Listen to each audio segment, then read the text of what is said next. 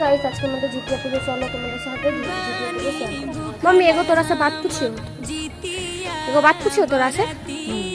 बोले छियो ई त जितिया पूजा है, ई पूजा केकरा ला करल है? सच्ची बोलिए, सच्ची बोलिए, सच्ची।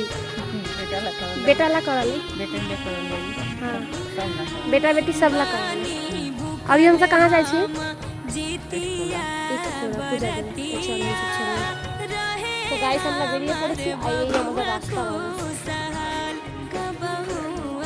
গাইস তোমাদের সাথে একটা জিনিস শেয়ার করি, সেটা হচ্ছে আমাদের জিতিয়া পুজো। আর আজকে হচ্ছে জিতিয়া পূজা।